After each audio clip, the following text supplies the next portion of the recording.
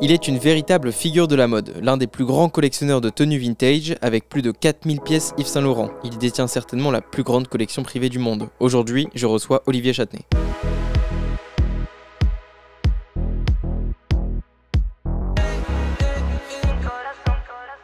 Bonjour Olivier. Bonjour. Bienvenue dans Derrière le style, le plus grand défilé de style de tout YouTube. Est-ce que tu collectionnais déjà des objets ou même des vêtements lorsque tu étais plus jeune? Alors pas du tout, c'est un truc qui m'est tombé sur la tête au fur et à mesure, on va dire. Mais j'étais pas du tout, non. J'ai jamais collectionné les porte-clés ou les cendriers ou je sais pas quoi, ou même les vêtements avant. Hein. C'est vraiment un truc qui s'est fait un petit peu à mon insu. Mais déjà très jeune, tu t'intéressais déjà à la mode parce que j'ai lu un article où tu as dit qu'à 12-13 ans, tu as acheté le Vogue Paris avec ton argent de poche, mais tu le cachais dans ta chambre. Et... Ouais, c'est vrai, oui, c'était pas assumé. Pourquoi tu le cachais? Mais parce que vis-à-vis de mes parents et notamment de mon père qui était assez traditionnel, voilà, ça aurait nécessité des explications, on va dire, et à 13 ans, j'étais pas prêt, quoi. C'était mal vu. Ça aurait pas été compris, je pense. Mon père était chirurgien dentiste, vraiment très loin de l'univers que je me suis construit petit à petit, quoi. Mais c'est vrai que ça m'est venu tôt, oui, c'est vrai, très tôt. Quand as-tu commencé ta collection à collectionner? C'était bien plus tard, je suppose. Alors très franchement, c'est une question, c'est un petit peu difficile de répondre parce que, en fait, comme ça s'est fait un peu à mon insu. Une espèce d'accumulation qui s'est produite petit à petit. Et à quel moment vraiment je peux considérer que c'est devenu une collection, ça, c'est plus tard. C'est quand j'ai consciemment décidé que de l'accumulation, j'allais passer à une collection, c'est-à-dire répertorier, photographier, dater, documenter, enfin, en faire de cet objet, en fait, une collection, quoi. Et ça, c'est venu dans les années 2000. Et d'où elle vient, du coup, cette passion? Cette passion, elle vient du beau vêtement, en fait. C'est-à-dire que c'est venu tout à fait au départ. En fait, je suis styliste de formation et je dessinais des collections et c'est beaucoup par goût du vêtement et de la façon dont il est fait, dont il est conçu et dont il est fabriqué que je suis venu à m'intéresser à des choses un petit peu anciennes comme ça. Tu n'as pas été fan de Yves Saint Laurent tout de suite? Ah non, pas du tout, parce que moi je suis génération 80. Dans les années 80, en fait, c'est pas Yves Saint Laurent, c'est pas le travail d'Yves Saint Laurent qui m'intéressait à l'époque, c'est sûr. Et c'était qui à l'époque? C'est les gens pour qui j'ai travaillé à l'époque. J'ai commencé chez Alaïa et ensuite j'ai travaillé assez longtemps chez Thierry Mugler. J'étais beaucoup plus dans cette famille-là, dans la famille de Jean-Paul Gaultier ou des Japonais, plus que dans la famille d'Yves Saint Laurent qui était déjà considérée comme classique à l'époque. Tu as fait quoi comme étude du coup pour intégrer le monde de la mode? En fait, j'ai travaillé très vite. Hein. J'ai passé un bac économie à l'époque, un peu aussi pour satisfaire mon papa. Et ensuite, je me suis mis à travailler très vite. J'ai fait des petits money jobs dans des bureaux de style, des choses comme ça, vraiment avant même une première formation. Et à un moment donné, il s'est trouvé que je manquais un peu de technique. Et donc, j'ai fait, en fait, une année de modélisme à S-Mode. Et c'est tout ce que j'ai fait. En fait, moi, j'avais vraiment envie de travailler et d'apprendre sur le tard. Je vois que ton père, c'est un sujet quand même assez important dans toute la détermination que tu as pu mettre dans ton travail et à atteindre... Une détermination plutôt contre, hein, dans l'idée, parce que mon père, il me voyait ingénieur, a priori. Il me disait, il faut faire des maths, comme ça tu pourras choisir. Enfin, il était dans une formulation du futur très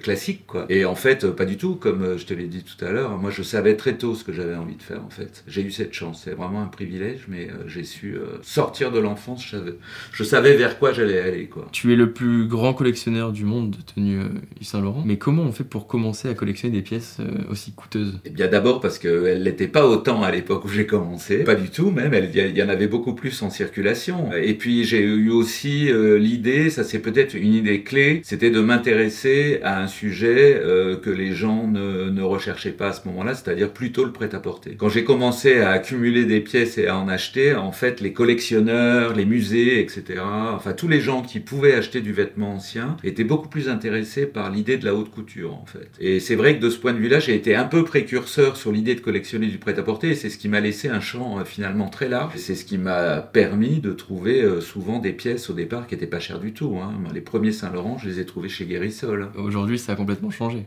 Parce que aujourd'hui, ça a changé parce que le vintage aussi est devenu une mini-industrie. Donc forcément, il y a un business qui se construit et une concurrence et donc des prix qui augmentent.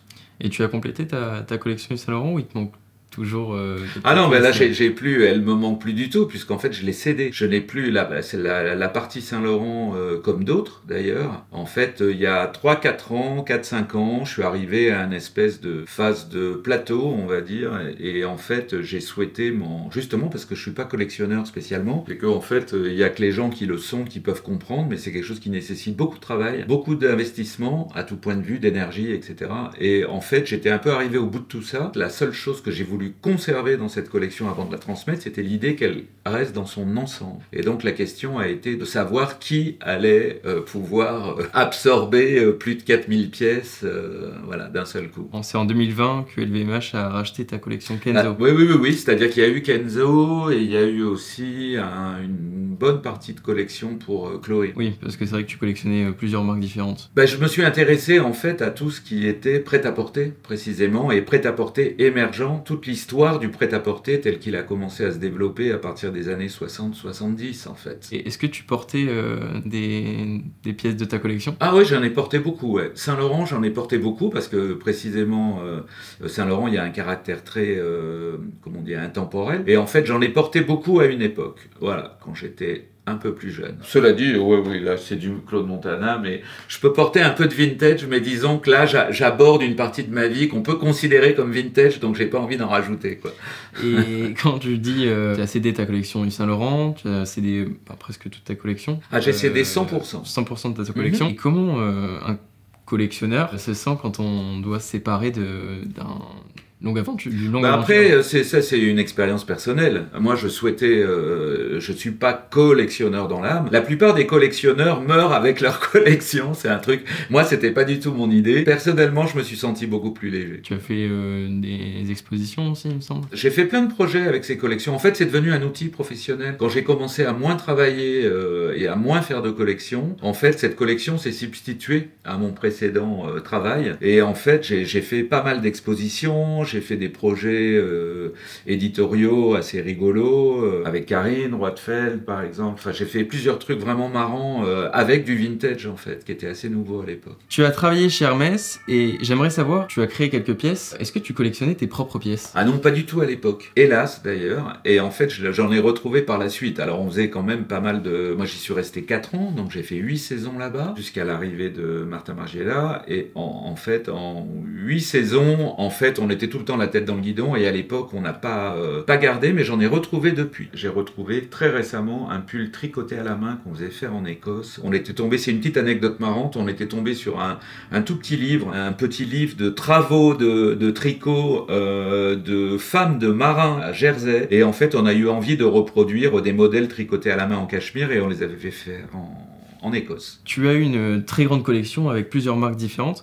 Est-ce que ça te permettait d'avoir plus d'inspiration pour des nouvelles créations que tu as pu réaliser? Alors au départ, oui. Au départ, c'est vraiment parce que je m'intéressais à ce qui s'était passé en fait dans ma discipline auparavant. Et ça, c'est assez intéressant. Mais parce que par nature, j'aime comprendre comment les choses sont faites. Dans ce métier qui a beaucoup évolué, c'est ce qui me permettait aussi de comprendre comment on concevait et comment on fabriquait les pièces avant que je sois professionnel. Oui. Et donc aujourd'hui, tu dis que tu as plus du tout de collection, tu as plus rien. J'en ai encore. Mais tu en as encore un petit peu. Et qu'est-ce que tu comptes faire de je compte m'en séparer, mais c'est pareil, c'est toujours pareil. C'est-à-dire qu'il faut que j'arrive à trouver le bon acheteur. C'est là que ça se cristallise en fait. J'ai pas envie parce qu'évidemment je pourrais disperser. Et ce qui reste de mon travail en fait, c'est l'addition de toutes ces pièces. C'est la façon dont elles ont été réunies. C'est comme un editing en fait, quoi. C'est ça que j'ai envie de conserver. On voit du vintage partout aujourd'hui. Qu'est-ce que cela t'inspire, toi qui collectionnes depuis si longtemps? C'est vrai qu'aujourd'hui, du vintage, ça revient, ça part, ça revient. Oui, c'est vraiment là. Hein. C'est-à-dire qu'on est parti d'un phénomène de mode. Je pense qu'à l'époque où je faisais cette marque qui s'appelait E2, il y a 20 ans maintenant, même. Ouais, 20 ans, 22 ans. À l'époque, c'était considéré comme un phénomène de mode, le vintage. Je pense qu'aujourd'hui, on a dépassé ça, aussi parce que y a des questions sur l'environnement et la consommation qui font qu'on voit la mode un petit peu différemment aussi. Et puis, il y a tout simplement ce qu'on trouve dans le vintage qu'on trouve pas ailleurs, c'est-à-dire une qualité de vêtements à un prix qu'on peut difficilement trouver ailleurs. E2, c'était ta toute première marque? E2, c'était ma deuxième marque. Hein. C'est celle qu'on a fondée avec ma partenaire en 2000, qui était vraiment un concept de pièce unique à partir de vintage transformé. On appelait ça customisation à l'époque. Même le mot est un peu vintage aujourd'hui, mais upcycling. Upcycling, voilà. Mais à l'époque, on disait custom. Et ta première marque, c'était? Ma première marque, c'était Mario Chanet, et cette première marque, c'était beaucoup plus traditionnel. Hein. Là, on allait se fournir chez des fabricants de tissus, on faisait des défilés, on vendait en showroom. Et tu as jamais pensé à reprendre ta propre marque de Non, ça je pense que c'est vraiment passé. Je pense qu'il faut laisser, les gens qui sont les mieux connectés sur leur époque répondre aux besoins. Moi, le vintage me va très bien, et je trouve qu'aujourd'hui, c'est vraiment une partie intégrante de la façon dont les gens s'habillent aujourd'hui, et je le vois autour de moi, et je pense que c'est quelque chose qui restera. Quels sont tes futurs projets? Eh bien, il faut que je continue de m'occuper de tout ce qui me reste dans cette collection. Parce qu'il m'en reste encore des gros morceaux, que ce soit des vêtements ou des accessoires. Et puis j'ai un projet de livre dont je peux pas vraiment parler parce que il y a plein de décisions qui sont en train de se passer en ce moment au niveau de ce livre. Mais ça, c'est un grand projet qui va venir un petit peu terminer la boucle de tout ce dont on a parlé avant. Quand on a une grande collection comme ça, comment on fait pour laver les pièces? On les lave tous à la main? Non, on nettoie. C'est vrai que tout l'aspect conservation, pour du textile, c'est un truc vachement important. En fait, les gens se rendent pas compte, mais le textile, c'est une chose qui est compliquée à entretenir, en fait. En termes de température, de lumière, en termes de désinsectisation, enfin bref, il y a plein d'aspects logistiques aussi qui font partie du travail. Mais on lave rien. Oui, effectivement, il faut tout donner à nettoyer, mais quand on commence à avoir des milliers de pièces, et c'est-à-dire des dizaines ou des centaines de mètres carrés d'entrepôts, oui, il y a tous ces sujets logistiques qui deviennent importants. Eh bien, merci Olivier d'être venu, et surtout d'être venu percer le mystère qui se cache derrière le style d'Olivier Châtenay. Mes petits stylés, je compte sur vous pour liker, commenter et surtout vous abonner pour ne pas manquer la prochaine vidéo. Et surtout, n'oubliez pas, le style c'est comme le Wi-Fi, plus c'est fort, mieux c'est, mais parfois il faut vraiment le chercher pour le trouver.